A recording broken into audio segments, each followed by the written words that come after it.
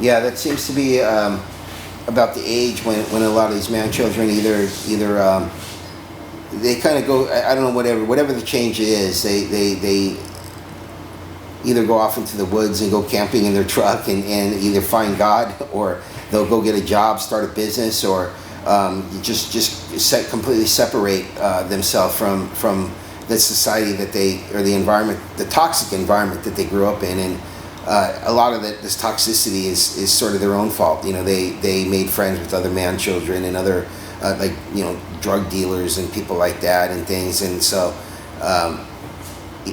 because these are man children, they have to work, they have to keep their record clean, they have to worry about their reputation and things. So they just sort of did what they wanted to do.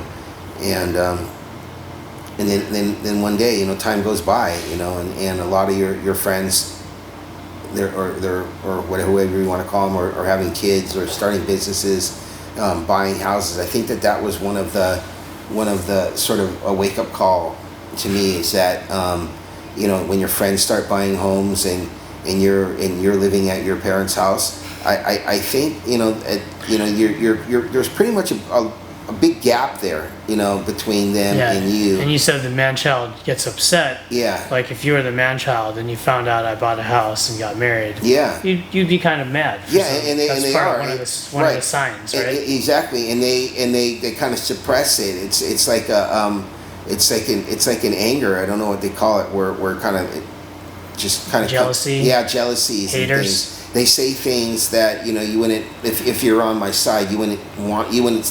That's not going to help me in a positive way. You're saying man-child things to kind of, you're trying to take notches out of me, and it's like, well, wait a second, this man-child who I grew up with now, does this person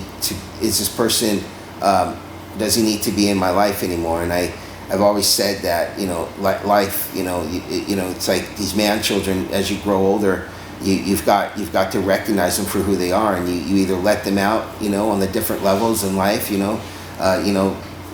got to open the door and let them out.